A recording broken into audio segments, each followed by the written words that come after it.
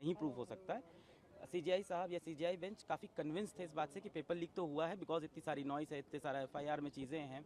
अब वो ये डिटरमाइन करना चाहते हैं किस एक्सटेंट तक पेपर लीक हुआ है, क्या वो लिमिटेड बच्चों में गया है या वो बहुत सारा, जैसे आज के टेक्नोलॉजी का एज है तो उन्होंने ये भी बोला क्या टेक्नोलॉजी की हेल्प से पेपर काफ़ी बच्चों में लीक हो गया है। अब वो ये डिटरमाइन करना चाहते हैं कि रीनीट की, क्योंकि डिमांड थी काफ़ी लोगों की, काफ़ी सारे पिटिशनर्स की रीनीट की डिमांड थी, तो उसमें वो डिटरमाइन करना चाह रहे थे आज सीजीआई कि रीनीट किन बच्चों का होना चाहिए, क्या लिमिटेड पे बच्चों में पेपर लीक है या बहुत ज़्यादा बच्चों में लीक है। क्योंकि वो बार बार उन्होंने ये एम्फेसाइज भी किया कि 24 लाख बच्चों की ज़िंदगी का सवाल है और इतने सारे बच्चों का एक साथ रीनीट कराना लॉजिस्टिकली पॉसिबल नहीं है, प्रैक्टिकली पॉसिबल नहीं है। इतने सारे बच्चों का मेंटल स्टेटस क्या होगा, फिर से तैयारी कर पाए नहीं। तो ओवरऑल अभी ये समझ में आ रहा है कि एक तो उन्होंने टाइम दिया है कि हमें टाइमलाइन बताइए कि पेपर कब आप बनाते हैं, कौन सी कमेटी बनाती है, 2 सेट्स ऑफ पेपर कैसे बनते हैं, डेट कब वो जाते हैं प्रेस में, किस प्रेस में जाते हैं उसका नाम नहीं बताइए उन्होंने कहा, वरना फिर तो अगले साल वहाँ भीड़ लग जाएगी।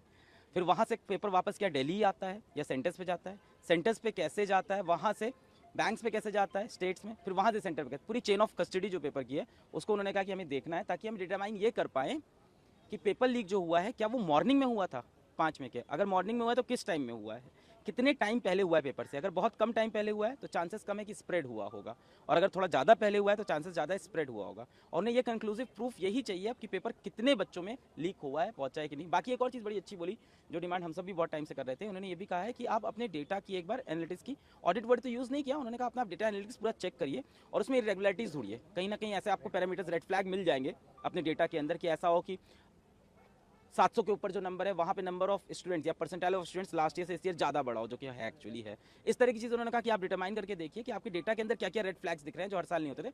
और ये भी कहा कि हो सके तो ये गवर्नमेंट मतलब आप खुद ना करके किसी और एजेंसी से कराएं, एनटीए खुद ना करे, कोई और एजेंसी करे, इस डेटा को ऑडिट करे, वहाँ से रेगुलरिटीज़ मिले। तो अभी तो इन्होंने ये बोला है वेंसडे तक का टाइम दिया है कि ये सारी चीज़ें सबमिट करें, फिर थर्सडे को उस पर सुनवाई करेंगे। ओवरऑल ऐसा लगा कि सीजीआई साहब ने काफ़ी बच्चों की बात सुनी। सुप्रीम कोर्ट ने ये भी कहा, चीफ जस्टिस की अगर बात की जाए, कि उन्होंने कहा कि 24 लाख छात्रों के भविष्य का सवाल है, हमें हर चीज़ जो है वो तह तक जाकर देखना होगा। पेपर कब लीक हुआ, पेपर लीक होने का नेचर क्या था, कहाँ लीक हुआ, किस तरह से लीक हुआ, ये तमाम बातें हैं। इसके अलावा सुप्रीम कोर्ट ने ये भी अपने ऑर्डर में लिखवाया कि जो उल्लंघन हुआ है वो सिस्टमेटिक तरीके से हुआ है, यानी जो ब्रीच हुआ है पेपर लीक को लेके उसमें वो सिस्टमेटिक तरीके से हुआ है, पूरी परीक्षा को प्रभावित किया है या नहीं किया है, उल्लंघन, ये तमाम सवाल जो है वो पूछे हैं एनटीए से भी। इसका कारण ये रहा क्योंकि 2015-16 का जो मैटर है जहाँ पे री टेस्ट हुआ है एआईपीएमटी में, वहाँ पे ये एक्सेप्ट ये लिखा गया था माननीय कोर्ट के जजमेंट में कि सिस्टमैटिक फेलियर था। तो सिस्टमैटिक फेलियर के अंदर जब होता है तो उसके अंदर रीटेस्ट आपको कराना पड़ सकता है। तो ये डिटरमाइन करना चाहते हैं कि सिस्टमैटिक फेलियर है या कुछ लोगों की मैल प्रैक्टिसेस के अंदर इन्वॉल्व है। जैसे बिहार पुलिस की जब आप एफआईआर की कॉपी पढ़ेंगे डिटेल में, मैंने कई बार पढ़ी, उसके अंदर लिखा हुआ है कि कुछ एनटीए के ऑफिशियल भी इन्वॉल्व थे, विच मीन सिस्टमैटिक फेलियर। इसीलिए शायद वो पूरी कस्टडी ऑफ पेपर जानना चाहते हैं कहाँ से कहाँ गया, कि इसके अंदर सिस्टमैटिक फेलियर है कि नहीं है। इसके सिवा गोधरा वाले मुद्दे पर भी काफ़ी देर चर्चा हुई है, सभी मुद्दों को 2 घंटे तक डिटेल में सुना गया है। इतने समय में इतना ही सुन सकते थे, तो डिटेल में गोधरा वाला मुद्दा भी सुना गया है, बिहार का मुद्दा भी सुना गया है, इवन ग्रेस नंबर का मुद्दा भी डिटेल में सुना गया है। एक सेंटर से 6 बच्चे कैसे 720 में 720 ला सकते हैं, ये भी सुना गया है। तो हाँ, अब 24 लाख बच्चों की ज़िंदगी यहाँ पे दांव पे लगी, इसलिए सीजीआई ने कहा है कि एक बार में हम ये नहीं बोल सकते कि जाओ रीनीट कर लो। उन्होंने कहा ये कहना भी सही नहीं होगा, इतने सारे बच्चों का स्टेटस है, तो हम डिटरमाइन करना चाहते हैं कि किस एक्सटेंट तक बेनिफिशरीज हैं, कितने एक्सटेंट पे बेनिफिशरीज हैं, ये वर्ड उन्होंने यूज़ किया कि कितने बेनिफिशरीज थे ओवरऑल इस मेल प्रैक्टिस से, कितने लोग को फायदा हुआ है। अगर ये 1, 2, 4, 5 है तो उसके लिए हम पूरी बच्चों को इफेक्ट नहीं कर सकते, पर अगर ये नंबर लंबा है, जैसे आपने बोला किस मोड में पेपर लीक, इसके बारे में भी काफ़ी देर बात हुई, क्योंकि 2 घंटा बात हुई तो कुछ चीज़ें दिमाग में चल रही है। आप तो जजमेंट लिए, मैं तो 2 घंटा पूरा सुन रहा था, बैठा था। एक बड़ा अच्छा चीज़ उन्होंने ये भी बोला कि जो आप पेपर डिस्ट्रीब्यूट करते हो, जो chain of custody of paper है, जब आप प्रिंट पे जाता है वापस दिल्ली आता है कि नहीं ये बताया नहीं उन्होंने सॉलिसिटर जनरल ने कहा कि हम पूरा पूछ के सब चीज़ लाएंगे। उसके बाद पेपर क्या डिजिटली इलेक्ट्रॉनिक मीडियम से तो ट्रैवल नहीं करता है कहीं पे भी, क्या सारी जगह पेपर हार्ड कॉपी में ट्रैवल करता है। अगर इलेक्ट्रॉनिक ट्रैवल करता है तो उन्होंने कहा कि हमारे पास इतनी अच्छी एजेंसीज़ हैं, हमारे पास इतने साइबर एजेंसी, इतनी स्ट्रॉन्ग साइबर एजेंसीज, टेक्नोलॉजिकली हम इतने स्ट्रॉन्ग है, तो वहाँ से हम ये पता लगाएं कि जिस टाइम पेपर डिस्ट्रीब्यूट हो रहा था वहाँ तो कोई चांस नहीं। एक और बड़ी चीज़ अच्छी सीजीआई साहब ने ये भी पकड़ी, और मतलब जैसे I was today so happy, आज मैं इतना खुश था सीजीआई साहब को देख के, आई फेल्ट कि हाँ जस्टिस है, बहुत अच्छा लगा। उन्होंने एक चीज़ और बड़ी अच्छी बोली कि कितने अब्रॉड में कहाँ कहाँ पे पेपर कंडक्ट होता है, भारत से बाहर कितने सेंटर्स हैं, और वहाँ पेपर कैसे पहुँचता है, क्या वहाँ पेपर डिजिटली पहुँचता है, अगर डिजिटली पहुँचता है तो लीक होने के चांसेस क्या हो सकते हैं।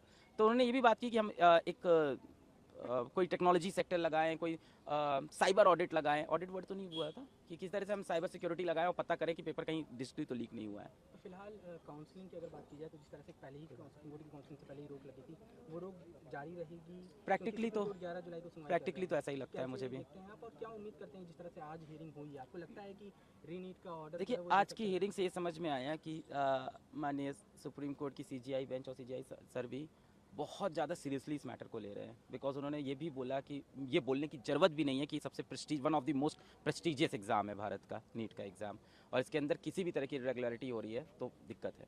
दूसरा, आप ये भी देखो, उन्होंने ये भी बोला, बड़ी ही देखा जाए तो बड़ी दूरदर्शी भी थी। उन्होंने बोला नेक्स्ट ईयर क्या स्टेप लेंगे आप कि अगली बार ऐसा लीक ना हो। चलो ठीक है, इस बार लीक हो गया पेपर, उन्होंने ज़्यादा प्रीज्यूम किया ये चीज़ कि लीक हुआ है क्योंकि प्रूफ्स काफ़ी सारे सामने थे। उनका नेक्स्ट ईयर नहीं लीक हो, इस बात को आप कैसे इंश्योर करेंगे, कैसे एसओपी इंप्लीमेंट होंगे। तो ओवरऑल इस सबसे होपफुल तो है कि जो डिसीजन आएगा बच्चों के फेवर में होगा और वो जस्टिस होगी। पर हाँ, ऐसे में यही है कि वैसे फैसलों में फैसले आ सकते हैं, न्याय आना बहुत मुश्किल है। रीनीट होता है तो भी बहुत बड़ी दिक्कत है बहुत से बच्चों के लिए जिन्होंने अच्छा परफॉर्म किया, नहीं होता है तो पता नहीं, तो भी दिक्कत है शायद, अगर पूरा प्रोसेस ब्रीच्ड है तो इस बारे में कहना भी डिफिकल्ट है। डिसिप्लिनरी कमेटी फॉर्म करने की भी बात की है ताकि यस यस बात की उस बारे में कि एक कमेटी बनाई जाए। उन्होंने ये भी सजेशन दिया क्या उसके अंदर किसी सुप्रीम कोर्ट के ही जज को हम अपॉइंट कर दें, इस बारे में भी बात की। हाँ, इसके बारे में बात की है कि ऐसी कोई कमेटी बना जाए, बट अभी तो सीबीआई से ही मांगी है इंस्टेंट रिपोर्ट और सारे डेटा मांगे हैं। ठीक है।